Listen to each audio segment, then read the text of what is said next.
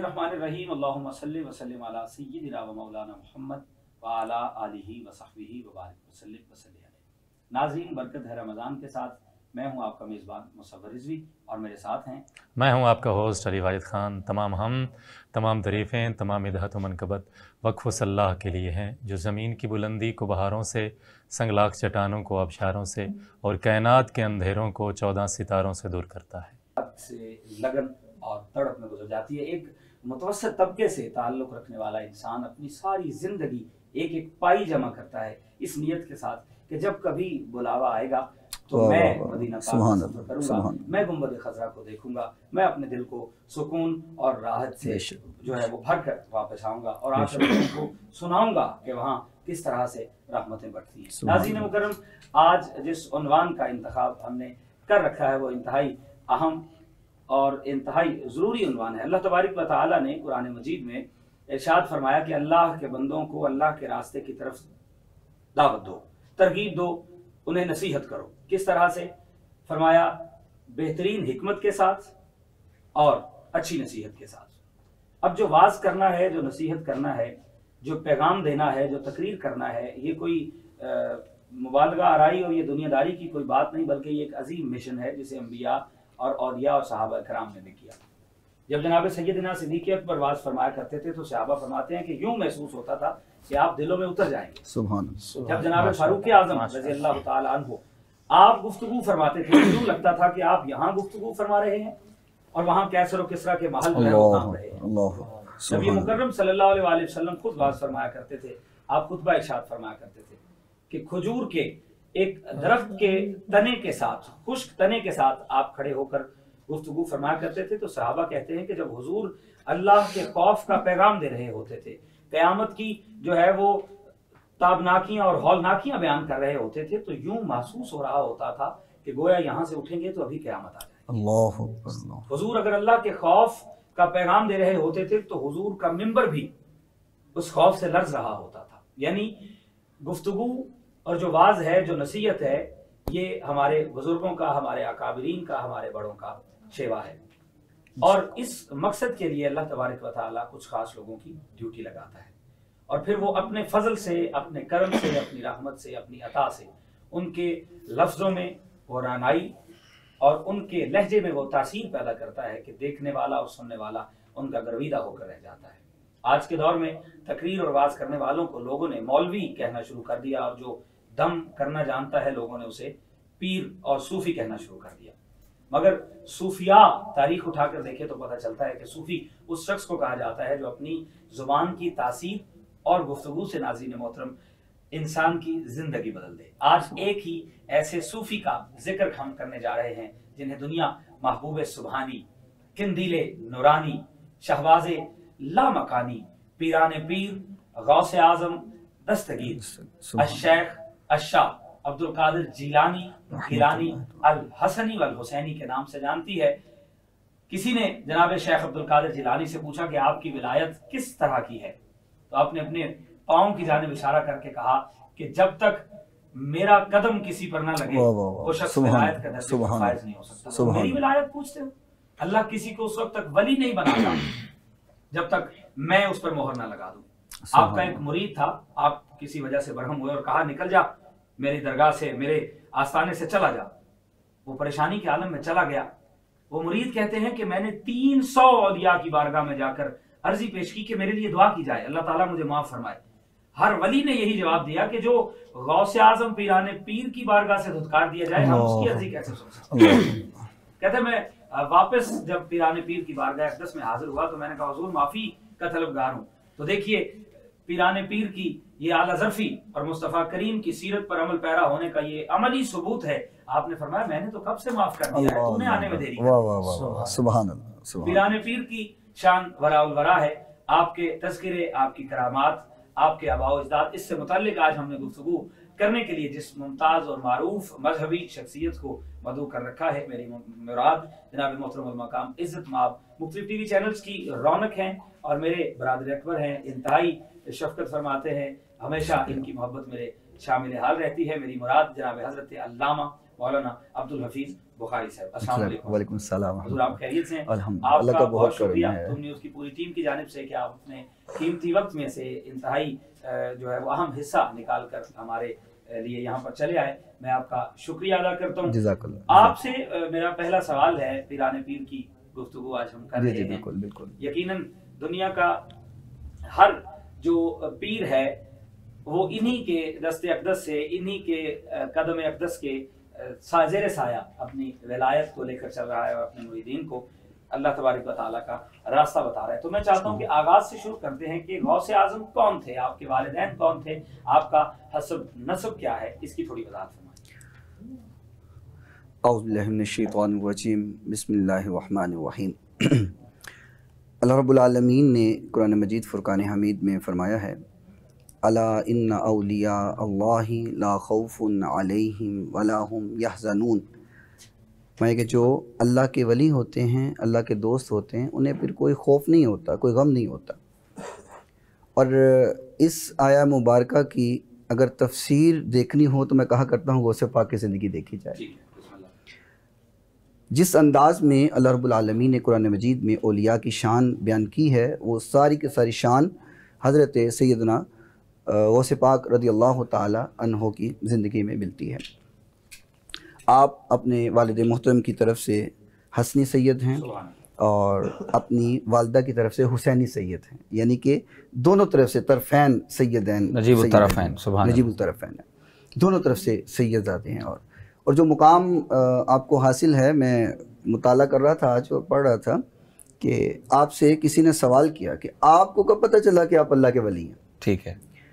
तो आप रज़ी अल्लाह ताला ने फरमाया कि अभी मैं 10 साल का था, तो जब मैं पढ़ने के लिए मदरसे जाया करता था, ठीक है, यानी कि तालीम हासिल करने के लिए मैं मदरसे की तरफ जाता तो फरिश्ते मेरे साथ जाते, सुभान अल्लाह, और वो फरिश्ते रास्ता बनाते, सुभान अल्लाह। और जब तालिब इल्मों के अंदर मैं पहुंच जाता और तालिब इल्म वहाँ बैठे होते और जगह वहाँ पे ना होती तो फरिश्ते उन तालिब इल्मों को साइड पर कर देते अल्लाह, और वो कहते कि आप साइड पर हो जाएं, यहाँ पे अल्लाह के वली ने बैठना है। यानी कि 10 साल की उम्र में आप फरमाते हैं कि मुझे ये बता दिया गया कि मैं अल्लाह का वली। हज़रत ये तो वो चीज़ है जो 10 साल की उम्र में आप पर बावर हुआ कि मैं अल्लाह का वली हूँ, जबकि मैंने एक वाक़या ये सुन रखा है कि आप जब माँ की गोद में थे, यकम रमज़ान मुबारक को जब आपकी विलादत होती है, उसकी थोड़ी वज़ाहत फरमाइए। बड़ी प्यारी बात आपने मुझे याद करवा दी। आपकी जब विलादत बास आदत हुई है तो आपकी वालिदा माजिदा ने आपको दूध पिलाने की कोशिश की, जैसे बच्चा पैदा होता है उसको दूध पिलाया जाता है, तो आपने दूध नहीं पिया। यानी ये शान बचपन से ही अल्लाह ताला ने अता की, आपने दूध नहीं पिया। तो आप वालिदा परेशान हो जाती है कि मेरा बेटा जो है वो दूध क्यों नहीं पी रहा। तो जैसे ही अफ्तारी का वक्त हुआ, अजान हुई, तो आपने दूध पी लिया। सुभान अल्लाह। तो आप ये समझ गए कि बेटे ने रोज़ा रखा हुआ था, यानी कि ये इस दुनिया में ज़ाहरी हयात में पहला दिन है अभी, तो वो रोज़े की हालत में। अल्लाह। और फिर पूरा वो रमज़ान, यानी कि रमज़ान में आपकी विलादत बा सआदत है, तो पूरा रमज़ान जो है वो आपने दिन के टाइम दूध नहीं पिया। सुभान अल्लाह। अफ्तारी के बाद आप दूध पिया करते थे। और इसमें इसकी एक बड़ी प्यारी बात आप ये सुनेंगे और यकीनी तौर पे मज़ा आएगा कि अगले साल जब अगला रमज़ान आया तो चांद नज़र नहीं आया था, बादल थे और गर्द आलूद मौसम था, तो लोगों को पता नहीं चला कि रोज़ा है या नहीं है। तो अगले दिन जब वो पहुँचे तो उन्होंने कहा जी कि आज रोज़ा पता नहीं है या नहीं है। तो आपने कहा आज तो रोज़ा है। तो उन्होंने कहा आपको कैसे पता चला, मौसम तो बड़ा गर्द आलूद था और बादल थे और चांद तो नजर नहीं आ सका। फरमाया इसलिए कि आज मेरे बेटे ने दूध नहीं पिया है। सुभान अल्लाह, क्या खूबसूरत बात है। हज़रत एक सवाल जहाँ से मैंने आगाज़ किया, शायद मैं अपने सवाल को मुकम्मल तौर पर डिलीवर नहीं कर सका। मैं ये जानना चाहता हूँ कि आपके वालिदैन कौन थे। यानी आज के दौर में अगर कोई शख्स चाहता है कि मेरा बेटा इल्मुद्दीन हो, मेरा बेटा मुमताज़ कादरी हो, मेरा बेटा खादिम हुसैन रज़वी हो, या वो अशरफ आसिफ जलाली हो, वो दीन का आलिम हो, वो दीन की खिदमत करने वाला हो, वो मेरे आका की सुन्नत पर चलने वाला हो, वो मेरे आका करीम सल्लल्लाहु अलैहि वसल्लम के फरामीन की पासदारी करते हुए आवाम को, लोगों को, अवामुन्नास को, मोमिनीन को, मुसलमानों को पैगाम देने वाला हो, तो उसके लिए वालिदैन का किरदार कैसा होना चाहिए, माँ को कैसा होना चाहिए और बाप को कैसा होना चाहिए, इसकी वजाहत फरमाइए। ये जो आपने रम्ज छेड़ दी है ना मुसव्वर भाई, ये बड़ी गहरी रम्ज है। میں 2 مثالیں بیان کرتا ہوں جس سے آپ کے سوال کا مکمل جواب جو ہے وہ واضح ہوگا. جب سیدنا غوث پاک رضی اللہ، یہ اس سے پہلے بات یہ ہے کہ والدین کا نیک ہونا جو ہے یہ اولاد کے اوپر بڑا اثر انداز ہوتا ہے. جی ہاں، وہ ایک بڑا معروف واقعہ ہم نے سن رکھا ہے نا، وہ ایک سیب سے متعلق، تو میں اس کی وضاحت آپ سے چاہتا ہوں ناظرین کے لیے. یہ والدین کا نیک ہونا اور اچھی صحبت میں رہنا، ان کے کردار کا اچھا ہونا، یہ اولاد پہ ظاہر ہوتا ہے. ٹھیک ہے. میں اس کی ایک مثال والدہ کی طرف سے دیتا ہوں، ایک مثال جو ہے وہ والد گرامی کی طرف سے دیتا ہوں.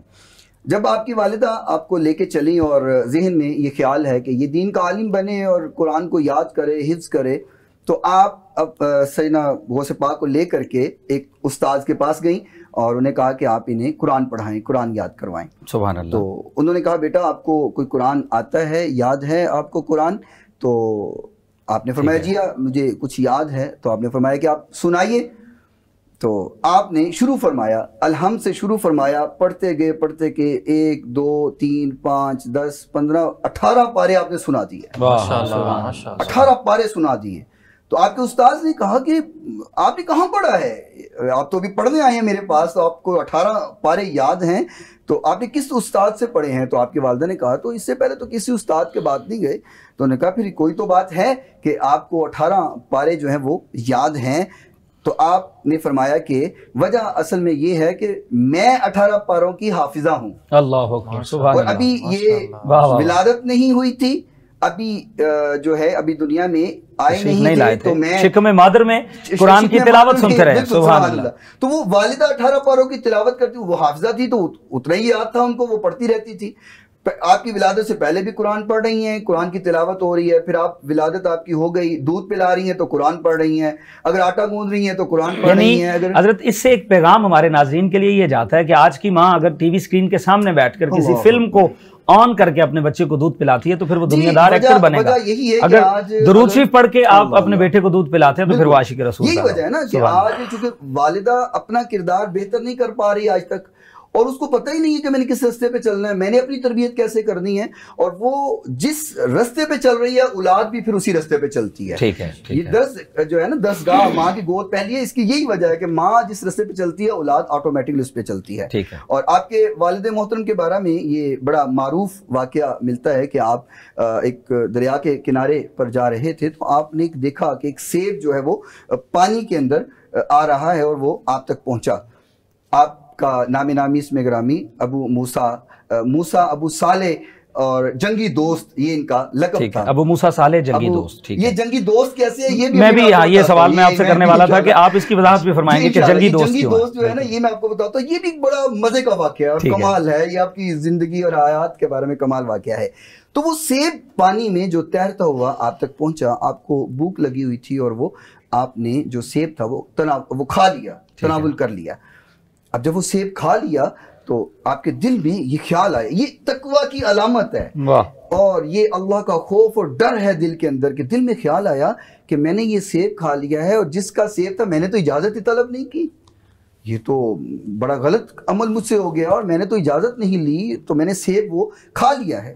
تو اس تلاش میں نکلے اور تلاش کرتے کرتے کرتے کرتے وہ اس باغ تک پہنچے، اور وہ باغ جو دریا کے کنارے پر تھا اور وہ سیب کا باغ تھا، اور اس باغ میں جو سیب تھے لگے ہوئے، اور وہاں سے سیب ٹوٹ کر کے وہ پانی کے اندر گرا تھا جو تہتا ہوا آپ تک پہنچا تھا.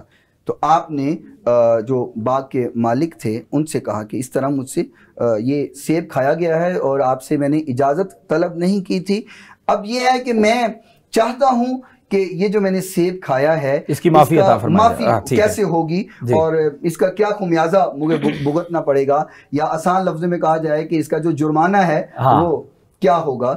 تو یعنی اس کا ہدیہ فدیہ جو بھی آپ کہہ لیں میں دینا چاہتا ہوں، مجھے صرف معافی چاہیے کہ اللہ کی بارگاہ میں کہیں پکڑ نہ ہو جائے. آسانی کے لیے، سمجھنے کے لیے ہم کوئی بھی جملہ، کوئی بھی لفظ جو ہے وہ استعمال کر سکتے ہیں. تو انہوں نے جو آپ کے بعد میں سسر مبارک بن گئے تو انہوں نے ایک سزا سنائی کہ اتنا عرصہ جو ہے آپ اس باغ میں رہیں گے. میں مختصر کر رہا ہوں چونکہ واقعہ تو بہت طویل ہے. وہ وقت جو تھا متعین کہ آپ نے اتنی دیر باغ میں رہنا ہے، اس کی خدمت کرنی ہے، آپ نے وہ کی.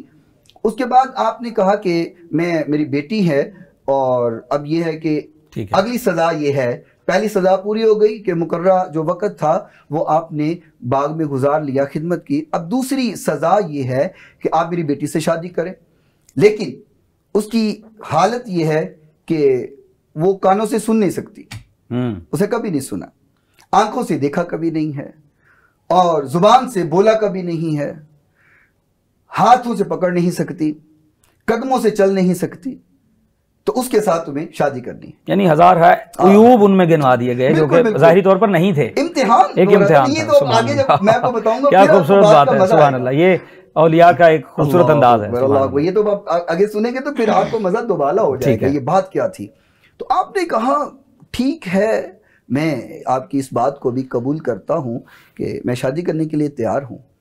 اب جب شادی ہو گئی اور حجرہ عروسی کے اندر آپ پہنچے، اب تو وہاں جب پہنچے تو دیکھا جو آپ کی زوجہ بنی ہے، آپ کی بیوی ہے، وہ تو بالکل ٹھیک ہے، اور اتنی حسین و جمیل آپ کی آنکھ نے کبھی دیکھی نہیں، اور ہاتھ بھی ٹھیک ہے، پاؤں بھی ٹھیک ہیں، آنکھ بھی ہے، زبان بھی ہے، کان بھی ہیں، سن بھی سکتی ہیں، دیکھ بھی سکتی ہیں، بول بھی سکتی ہیں. تو آپ پریشان ہو گئے اور واپس باہر آئے، کہنے لگے کہ آپ نے تو کچھ اور کہا تھا اور جس کے ساتھ شادی ہو رہی ہے یہ تو کوئی اور ہے.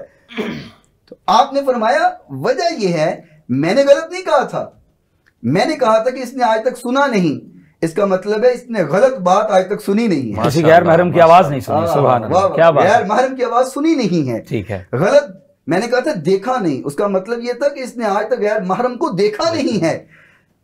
میں نے کہا تھا بول نہیں سکتی، بولا کبھی نہیں، اس کا مطلب ہے کہ آج تک اس نے غلط الفاظ کو بولا نہیں ہے. اور میں نے کہا تھا کہ ہاتھوں سے پکڑ نہیں سکتی، اس کا مطلب ہاتھوں سے گناہ کبھی کیا نہیں ہے. قدم چل نہیں سکتے، مطلب کہ وہ گناہوں کی طرف چل کے کبھی گئی نہیں ہے.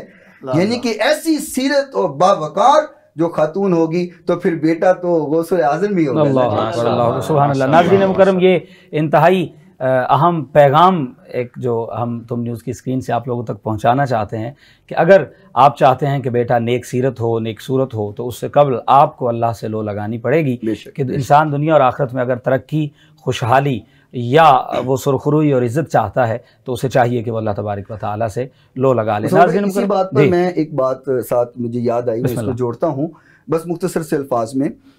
امام بخاری رحمۃ اللہ علیہ کے بارے میں حضرات جانتے ہیں کہ قرآن مجید کے بعد جو مقام ہے جس کتاب کا وہ بخاری شریف ہے. ٹھیک ہے. امام بخاری آپ ابھی پیدا نہیں ہوئے تھے تو آپ کی والدہ کی بھی یہی خواہش تھی کہ میرا بیٹا پیدا ہوگا، میں اس کو دین کا عالم بناؤں گی، قاری بنے گا، حافظ بنے گا. تو جب آپ پیدا ہوئے تو آپ نبینے تھے. اب مادرزاد نبینا جو ہوتا ہے، دنیا کی میڈیکل ساری سائنس، میڈیکل سائنس کہتی ہے کہ مادرزاد نبینا ٹھیک نہیں ہو سکتا. ٹھیک ہے. تو جب آپ پیدا ہوئے تو آپ نبینا تھے. تو آپ کی والدہ جب دیکھا کہ میرا بیٹا نبینا ہے تو پریشان ہو گئی کہ اس کو تو دین کا عالم بنانا تھا. تو ایک رات مصلے پر بیٹھ گئی اور نماز پڑھ کے روتی رہی، رو رو کر کے دعائیں کرتی رہیں کہ یا رب العالمین میں تو چاہتی تھی بیٹا دین کا عالم بنے، یہ تو نبینا ہے تو اس کو دین کا عالم کیسے بناؤں گی. تو روتے روتے روتے روتے جب تہجد کا وقت ہوا تو آپ کو حضور کی آواز کا دیدار ہوا. اور آپ صلی اللہ علیہ وسلم نے فرمایا اے ام بخاری میں نے تیرے بیٹے کو آنکھیں دے دی ہیں، ذرا اٹھ کر کے دیکھ اپنے بیٹے کو. سبحان اللہ. جب آپ نے دیکھا تو امام بخاری کو اللہ رب العالمین نے آنکھیں عطا فرما دی. والدہ نیک ہو تو اولاد کو انعام اس انداز سے بھی ملا کرتا ہے. سبحان اللہ. ایک جہاں سے میں نے آغاز کیا کہ وعظ اور نصیحت، تقریر کرنا، کیونکہ اس سے لوگوں کو فائدہ پہنچتا ہے. تو جناب غوث اعظم آپ تقریر نہیں فرمایا کرتے تھے، علم مکمل ہو گیا، بلکہ اس سے قبل علامہ عبدالحفیظ صاحب میں ایک اور واقعہ ایک میرے ذہن میں آ گیا. حضور داتا پیا سرکار نے کشف المعجوب میں حضرت جنید بغدادی جو کہ داتا پیا سرکار کے بھی پیر ہیں اور جناب عبدالقادر جیلانی کے بھی آپ پیر ہیں، آپ کا ایک واقعہ لکھتے ہیں کہ جب آپ نے تعلیم مکمل کر لی تو ان کے جو ماموں جان بھی ہیں اور سسر بھی ہیں حضرت سری سختی علیہ الرحمہ، آپ اور دیگر مریدین سبھی کہا کرتے تھے جناب جنید بغدادی کو کہ تقریر کیا کریں، واعظ کیا کریں کہ اس سے لوگوں کو فائدہ ہوگا، آقا کے دین کی تبلیغ ہوگی. مگر آپ تقریر نہیں فرمایا کرتے تھے کہ ابھی میں اس قابل نہیں ہوں، ابھی میں نیک نہیں ہوں، میں کسی کو نیکی کی تلقین کیسے کر سکتا ہوں. واقعہ بڑا خوبصورت ہے، اس پر یقیناً یہاں پر بیٹھے ہوئے اسٹوڈیوز میں موجود لوگ بھی اور اسکرین کے اس پار موجود لوگ بھی انتہائی محظوظ ہوں گے. کہتے ہیں میں تقریر نہیں کرتا تھا، میرے پیر بھائی بھی مجھے کہا کرتے تھے کہ یار چونکہ حضرت صاحب کی بھی خواہش ہے اور آپ اس قابل بھی ہیں تو آپ واعظ فرمایا کریں. کہتے ہیں میں تقریر نہیں کرتا تھا. تو ایک رات میں سو رہا تھا اور اچانک سے بغداد کی گلیوں میں ٹھنڈی خوشبوئیں مہکنے لگیں، ماشاءاللہ روشنیاں بکھر گئیں۔ کہتے ہیں مجھے خواب میں نبی مکرم صلی اللہ علیہ وآلہ وسلم والی دو جہاں کی زیارت ہوتی ہے۔ حضور نے انتہائی شفقت فرمائی، انتہائی محبت فرمائی۔ یقیناً آپ اس لفظ کا، اس جملے کا مزہ لیں گے، حضور نے انتہائی محبت فرمائی، اور جاتے ہوئے حضور نے فرمایا جنید تقریر کیا کرو یار، تقریر کیا کرو۔ کہتے ہیں حضور اب کیا کروں گا۔ کہتے ہیں فجر کے وقت میں بیدار ہوا، جنید بغدادی کہتے ہیں کہ میں فجر کے وقت بیدار ہوتا ہوں تو چونکہ انسان تھا، نماز فجر کی 2 سنتیں گھر میں ادا کر رہا ہوں، تو ذہن میں خیال آتا ہے کہ میرا رتبہ تو آج میرے پیروں سے بڑھ گیا۔ انہوں نے تو کبھی بتایا نہیں، جڑے محرم راز حقیقت دے اور راز حقیقت کھول دے نہیں، جنہ نہیں تکیا وہ بول دینے، جنہ ویکھ لیا تے بول دے نہیں۔ تو کہتے ہیں میرے ذہن میں یہ خیال آیا کہ میرا مقام تو آج میرے پیروں سے بھی افضل ہے۔ آپ نے تو کبھی تذکرہ نہیں فرمایا کہ میں نے حضور کو دیکھا ہے، حضور کی زیارت کی ہے، تو میں نے تو حضور کی زیارت آج کر لی ہے۔ کہتے ہیں میں مسجد میں پہنچا، حضور سر سکتی علیہ الرحمہ آپ مصلی امامت پر تھے، میں نے 7ویں صف میں نماز ادا کی، اور جب نماز مکمل ہوئی تو آپ نے مجھے آواز دے کر قریب بلایا۔ میں 3ری صف میں پہنچ گیا تو کہنے لگے یار تھوڑا اور قریب آ جاؤ۔ اب یہ بھی تو قسمت والوں کے مقدر میں آتی ہے بات، کہتے ہیں تھوڑا اور قریب آ جاؤ۔ میں ساتھ بیٹھا تو حضور سر سکتی اپنے مرید، اپنے بھانجے جناب جنید بغدادی کو دیکھ کر کہتے ہیں اب تقریر کیا کرو گے؟ ماشاءاللہ۔ کہتے ہیں چونکہ میرے ذہن میں یہ تھا کہ میرا مقام افضل ہے، انہیں کیا پتا، تو میں نے کہا جی اب کیوں کیا کروں گا، اب ایسی کون سی خاص وجہ ہے؟ کہتے ہیں آپ تسبیح پھیر رہے تھے، اچانک سر اٹھا کر پھر کہتے ہیں اب تو تقریر کیا کرو گے۔ میں نے کہا حضور اب ایسی خاص وجہ کیا ہے، اب میں کیوں تقریر کیا کروں گا؟ تو کہتے ہیں ان کی آنکھوں میں جلال آ گیا، یوں انہوں نے میری جانب جب دیکھا تو میں نے ان کی آنکھوں میں وہ نور، ناظرین مکرم جناب جنید بغدادی کہتے ہیں کہ میں نے کبھی نہیں دیکھا تھا، آج وہ نور دیکھا تو آپ جلال میں آ کر کہنے لگے گزشتہ رات میری خواب میں نے اللہ کا دیدار کیا ہے، میرے اللہ نے مجھے کہا سری بتاؤ، کوئی بات بتاؤ، تو میں نے کہا مالک ایک ہی مرید تیار کیا ہے، وہ بھی تقریر نہیں کرتا، اگر کبھی تیرے حبیب کا پھیرا اس طرف آ جائے، وہ اشارہ کر دے تو جنید بھی تقریر کرنا شروع کر دے۔ کہتے پھر مجھے پتا چلا آج لوگ اولیاء اللہ کے خلاف بولتے ہیں اور ان کی کرامت بیان کرتے ہوئے جھجک جاتے ہیں، پریشانی میں آ جاتے ہیں کہ نہ جانے ہم اس کو بیان کریں گے تو ہمیں کس قسم کی آفت آ جائے گی۔ نہیں، پھر جنید بغدادی کہتے ہیں کہ آج مجھے یقین آیا کہ مجھے اگر مصطفیٰ کریم کی بھی زیارت ہوتی ہے تو میرے مرشد کی دعاؤں سے ہوتی ہے، میرے آقا کریم اگر مجھے خواب میں زیارت کے لیے تشریف لاتے ہیں تو وہ بھی میرے مرشد کی دعا ہے، میرے مرشد کی نگاہ ہے۔ اسی طرح جناب غوث اعظم پیران پیر آپ فرماتے ہیں میں تقریر نہیں کیا کرتا تھا، علم مکمل ہو گیا تو لوگ خواہش بھی کرتے تھے کہ تقریر کیا کریں، پیغام پہنچایا کریں آپ، لیکن میں تقریر نہیں کرتا تھا۔ کہتے ہیں ایک رات سو رہا تھا کہ قسمت جاگ اٹھی اور حضور کا دیدار ہوتا ہے، آپ نے فرمایا تقریر کیا کرو۔ میں نے کہا حضور میں عجمی ہوں، یہ عربی ہیں، فصیح و بلیغ ہیں، یہ حسن لفاظی کو اور یہ آراب کو اور یہ تمام تر لغت کو انتہائی آسان طریقے سے سمجھتے ہیں، حضور میں ان کے سامنے کیا تقریر کروں، ان کے مقابلے میں ان کے معیار کے مطابق تقریر کر سکوں تو کروں۔ حضور نے فرمایا آپ منہ کھولیے۔ تاریخ کے اوراق میں یہ الفاظ سنہرے حروف میں لکھے ہوئے ملتے ہیں کہ حضور نبی مکرم صلی اللہ علیہ وآلہ وسلم نے 7 مرتبہ اپنا لعاب دہن آپ کے منہ میں ڈالا۔ پھر آپ نے فرمایا کہ جاؤ میرے بیٹے آج کے بعد تم جہاں گفتگو کرو گے میرے اس لعاب کی تاثیر تمہارے ساتھ ساتھ رہے گی۔ اگلی رات آئی، کہتے ہیں رات کو جناب مولا علی خواب میں تشریف، آپ نے بھی یہی سارا معاملہ فرمایا، میں نے منہ کھولا، آپ نے 6 مرتبہ لعاب جو ہے وہ داخل فرمایا۔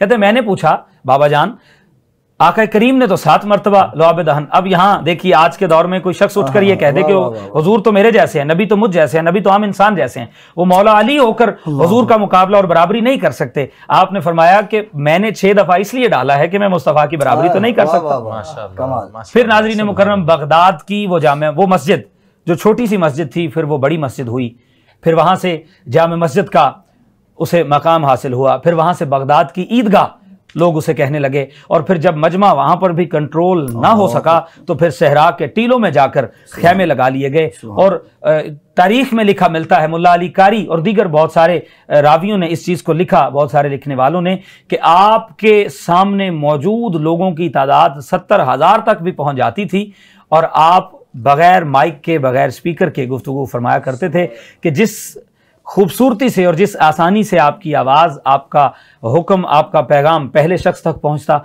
इसी तरह वो आखिरी शख्स तक भी आपका पैगाम पहुंचता। और बहुत सारे उलमा वहाँ पर जो है वो कागज़ कलम लेकर बैठे होते कि किस वक्त तफसीर के नुकात आप बयान करेंगे, तो हम उनको लिखेंगे, हम उनको लिख कर अपने जो है वो ज़ख़ीरा में महफूज फरमाएंगे। नाज़रीन, यहाँ पर वक्त हुआ चाहता है एक मुख्तसर से वक्फे का, कहीं मत जाइएगा, इंशाल्लाह ब्रेक के बाद आते हैं तो बहुत ही अहम सवालात जो हमने अज़हर साहब से करने हैं उस पर गुफ्तगू फरमाते हैं। तब तक के लिए अपना ख्याल रखिए। अस्सलाम वालेकुम।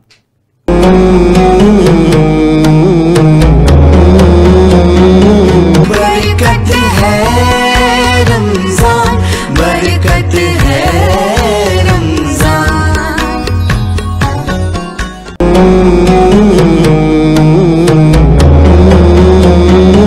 बरकत है रमजान, बरकत है रमजान।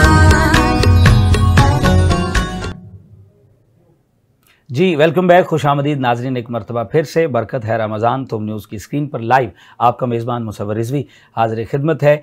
नाजरीन मुकर्रम, बात हो रही है बरकत है रमज़ान में बरक़ात को समेटने के लिए बरकतों वाले पीर, पीराने पीर गौसुल आज़म दस्तगीर की आप से मुताल्लिक़ हमने इंतहाई आसन गुफ्तगू फरमाई है। मेरे साथ मौजूद अलामा साहब ने भी एक मरतबा जनाब पीराने पीर अपने शागिर्दों को वाज़ फरमा रहे थे कि आपने यूँ हाथ किया, जब आपने उस हाथ को वापस लेकर आए तो वो हाथ भीग चुका था, वो बाजू आपका गीला हो चुका था। तो मुरीदों ने पूछा, वो शागिर्दों ने पूछा कि हज़रत यहाँ पर तो बारिश भी नहीं हो रही, आपका बाजू भीग कैसे गया?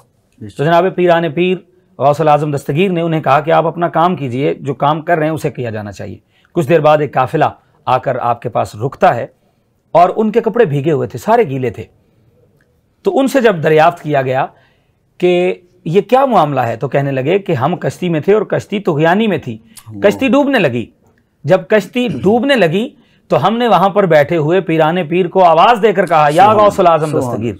तो पीराने पीर ने वहां पर हाथ लगाया उस कश्ती को, तो वो तुग़यानी में भी संभल गई। और हम शुक्रिया अदा करने आए हैं पीराने पीर का। हजरत, आपसे मैं ये जानना चाहूंगा, मैंने सुन रखा है कि 40 साल आपने इशा का वुज़ू किया और नमाज फजर तक अल्लाह की इबादत में मशगूल रहते। ये तो रात का मामला हमने सुना, दिन में आपकी क्या मसरूफियत थी? फजर के बाद आप क्या करते थे? ज़ोहर के बाद आप क्या करते थे? अगर आप दर्स देते थे तो किन उलूम पर दर्स दिया करते थे? मैं सुभान अल्लाह कुर्बान जाऊँ आपकी ज़िंदगी के एक एक लम्हा पर, एक एक मिनट और सेकंड पर। मैं इससे पहले ये छोटी सी बात साथ जोड़ूंगा। आज किसी पीर से कहा जाता है कि आपसे मुलाकात करनी है तो वो कहा करते हैं कि मेरे आस्थाने पे आ जाएं, लेकिन जब आपसे कोई कहता था कि आपसे मुलाकात करनी है तो आप फरमाया करते थे मेरी मस्जिद में आ जाए। माशाअल्लाह। यानी कि आपका आस्थाना आपकी मस्जिद थी। तो आपका मामूल दिन का ये हुआ करता था कि नमाज फजर के बाद आप फ़िक़्ह का दरस दे रहे हैं, नमाज ज़ोहर है तो आप हदीस का दरस दे रहे हैं, नमाज मगरिब के बाद आप तफसीर का दरस दे रहे हैं, और इशा के बाद हफ्ते में 3 मरतबा आप इज्तिमा फरमाया करते जिसमें आप लोगों को वाज़ो नसीहत किया करते। यानी कि आज पीरों का कॉन्सेप्ट सिर्फ ये है कि आस्थाना बना लिया और नजराने लिए और खाया पिया।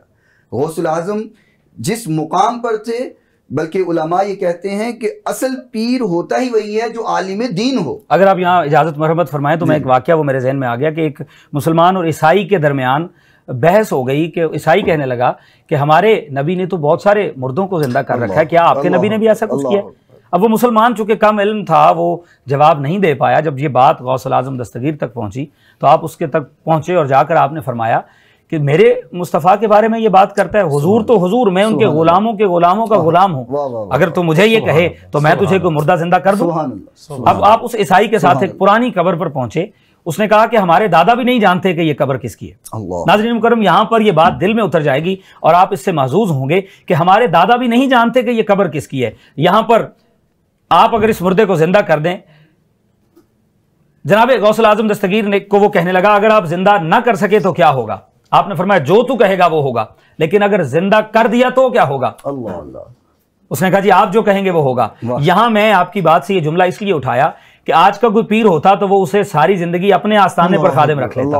آپ نے فرمایا مجھے کچھ نہیں چاہیے, میں یہ چاہتا ہوں کہ اگر میں اسے زندہ کر دوں تو پھر مصطفیٰ کا کلمہ پڑھ کر آقا کی امت میں شامل ہو جانا. تو میں واقعہ مکمل کرتا ہوں ناظرین مکرم. جس وقت جناب شیخ عبد القادر جیلانی نے اس قبر پر کھڑے ہو کر دعا کے لیے ہاتھ اٹھائے اور اللہ کی بارگاہ میں کہتے ہیں کہ مالک میری عزت نہیں ہے, میں تیرے محبوب کی عزت کے لیے آیا ہوں, میری لاج رکھنا. پھر جب آپ نے کم باذن اللہ کہا تو اس قبر سے ایک عورت جو ہے وہ جاگ اٹھی, کھڑی ہو گئی اور کہنے لگی کہ اے عبد القادر میں تیرے قربان جاؤں کہ جب میں مری تھی تو بنی اسرائیل سے تعلق تھا, آج تیری نسبت سے جب میں جاگی ہوں تو اللہ نے مجھے مصطفیٰ کا کلمہ پڑھنا سکھایا. آپ گفتگو کریں. یہاں پہ ایک بات میں ساتھ اور جوڑتا ہوں کہ ایک مرتبہ کچھ مولوی حضرات, ٹھیک ہے, علماء تو میں نہیں کہوں گا کیونکہ علماء تو اولیاء کا ادب کرنے والے ہوتے ہیں, ٹھیک ہے, عالم دین ہو اور اللہ کے ولی کا ادب نہ کرے یہ نہیں ہو سکتا. تو وہ کوئی مولوی حضرات تھے, شاید علم کی کمی تھی بہت زیادہ, تو وہ آپ کا امتحان لینے آئے. انہوں نے سن رکھا تھا کہ آپ کے پاس تفسیر کا علم ہے, حدیث کا علم ہے, فقہ کا علم ہے, تو وہ امتحان لینے کے لیے آئے اور انہوں نے ایک آیا مبارکہ پڑھی اور آیا مبارکہ پڑھ کے کہنے لگے آپ اس کی تفسیر کریں اگر آپ کے پاس علم ہے.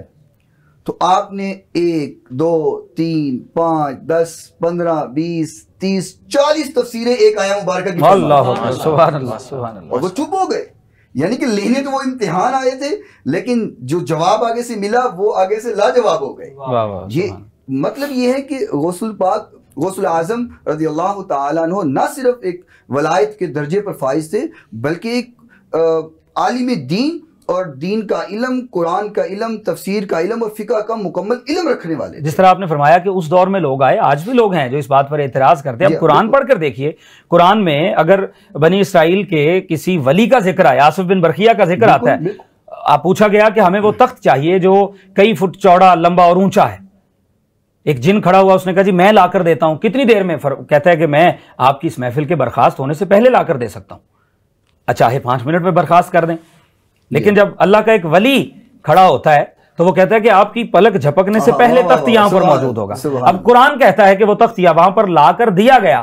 تو اگر اس وقت کا اللہ کا ولی جس کے متعلق قرآن میں یہ کہا گیا کہ اسے کتاب میں سے تھوڑا سا علم تھا, کتاب کا تھوڑا سا علم رکھتا تھا, تو آج کا دور جس میں اللہ تعالیٰ نے فرمایا کہ میں نے مومنین پر, اپنے برگزیدہ بندے پر اور یا اللہ پر بہت زیادہ فضلاً کثیرہ کا جو ہے لفظ ہمیں وہاں پر ملتا ہے قرآن مجید میں, اتنا کرم کر رکھا ہے, تو اس اللہ کے ولی کی کیا شان ہوگی, کیا مقام ہوگا. حضور جاننا یہ چاہتا ہوں آپ سے ایک سوال. میں سمجھتا ہوں کہ پروگرام کا وقت چونکہ اختتام کی جانب بڑی تیزی سے بڑھ رہا ہے, میرے پاس وقت بہت کم ہے. ایک عام انسان پر شیطان وار کرتا ہے, تو انسان اس کے چنگل میں آ جاتا ہے, غلطی سے نہ چاہتے ہوئے بھی, نادانستہ طور پر بھی وہ گناہ سرزد کر بیٹھتا ہے.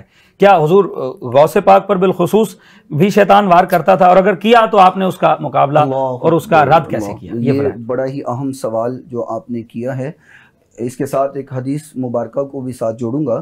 آقا کائنات علیہ الصلوۃ والسلام نے فرمایا کہ جس قدر انسان نیکی کے قریب تر ہوتا ہے اس قدر ہی اس کے ساتھ شیطان قوی تر ہوتا ہے.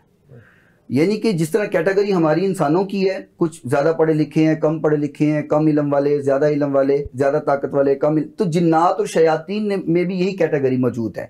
تو ابلیس دیکھتا ہے کہ جو جس قدر نیک انسان ہے اس کے ساتھ اس قدر قوی, طاقتور اور زیادہ شاطر شیطان کو لگا دیتا ہے.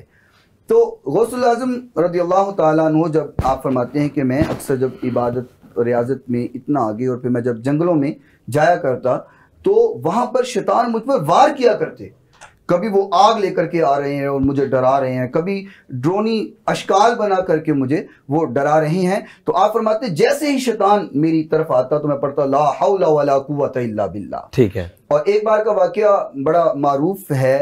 ایک شیطان آواز اس نے نکالی اور بڑی خوبصورت آواز بنا کے کہنے لگا, اے عبد القادر تو نے اتنی عبادات کی ہیں, اتنی نماز پڑھی ہے, میں تیرا رب بول رہا ہوں, آج کے بعد تجھے نماز معاف ہو گئی. ٹھیک ہے, گمراہ کرنے کی اس نے کوشش کی. تو آپ نے یہ گمان کیا اور کہا کہ جب نماز حضور کو معاف نہیں ہوئی تو مجھے کیسے معاف ہو سکتی ہے. ٹھیک ہے. تو آپ نے کہا تو شیطان ہے. فرمایا لا حول ولا قوت الا باللہ. یہ اس کا پہلا وار تھا.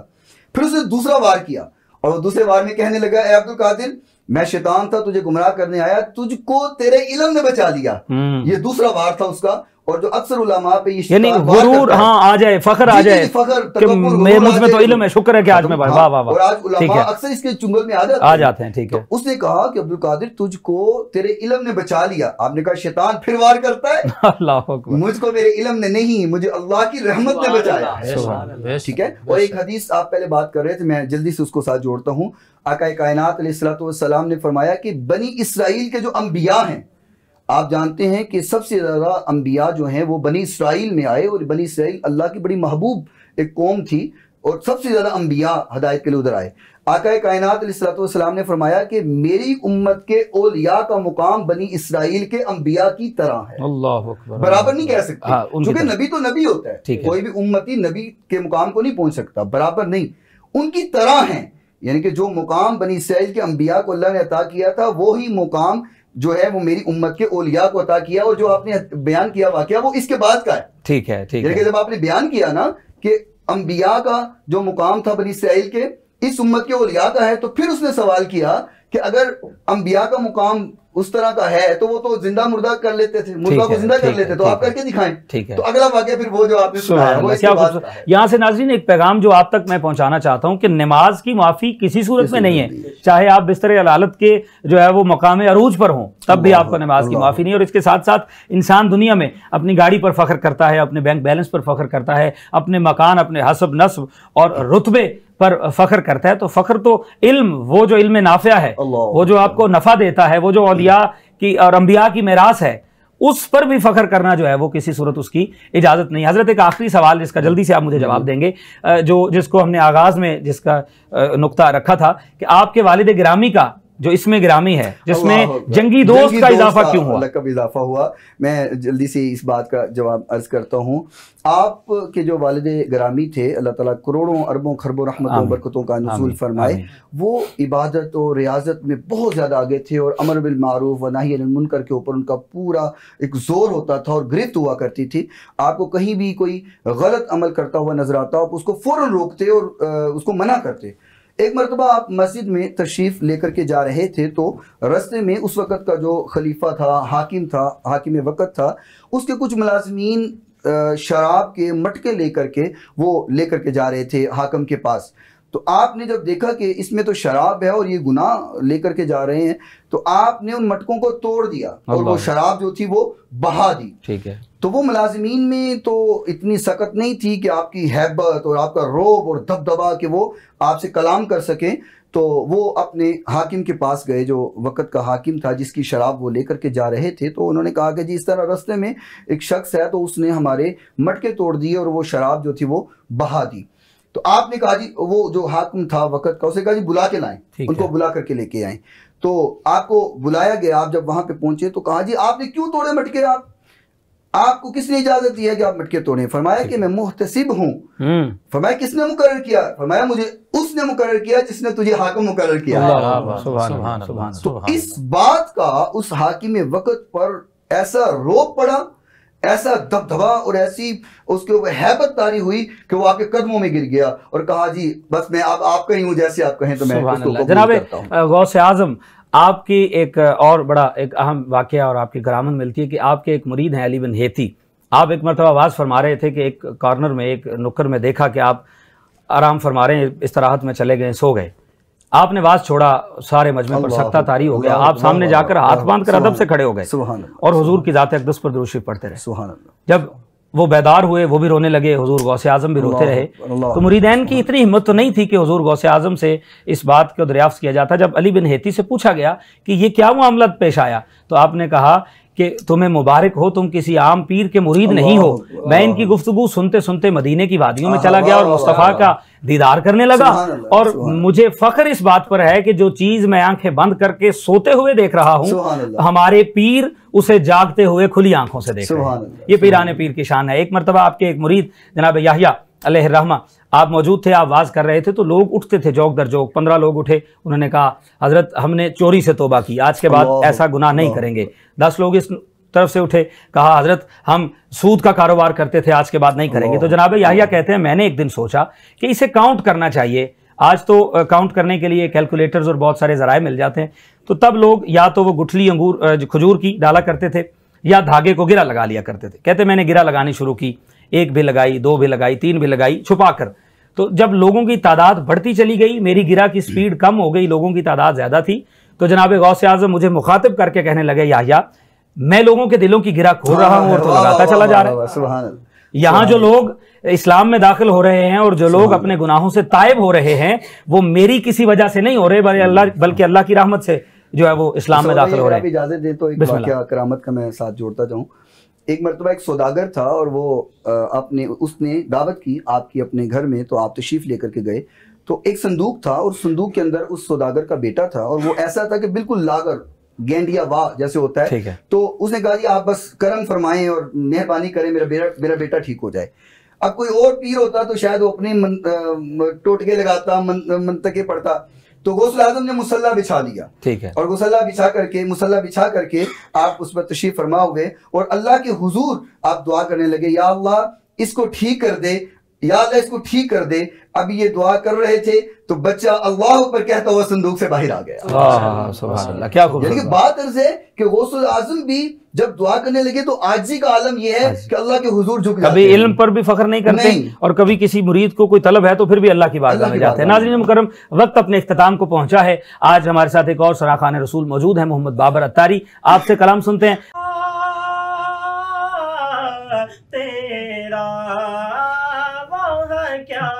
जो दो करम है शहबत तेरा नहीं सुनता ही नहीं मांगने वाला तेरा नहीं सुनता ही नहीं मांगने वाला तेरा तेरी खैरात का एक जरा हमको निहाल करा जाए किसी और के दर बहर सवाल और सिलसिला अपनी अताओं का यूं ही रख ना बहा तेरे टुकड़ों पे पले गैर की ठोकर पे ना डाल तेरे टुकड़ों पे पले गैर की ठोकर पे ना डाल की आँखा कहाँ छोड़ के सदका तेरा झिड़कियाँ खाए कहाँ छोड़ के सदका तेरा वहाँ क्या जूदो करम है, दो करम है शहबत तेरा। वाह वाह, सुभान अल्लाह, सुभान अल्लाह। अपने मेज़बान मुसव्वर रिज़वी और मेरे साथ अली वाजिद खान को दीजिएगा इजाज़त। इंशाअल्लाह कल इसी वक्त कुछ नए चेहरों के साथ, नए उन्वान के साथ, नए जोश व जज्बे के साथ हाज़िर खिदमत होंगे। तब तक के लिए अपना ख्याल रखिएगा। अस्सलामु अलैकुम व रहमतुल्लाह।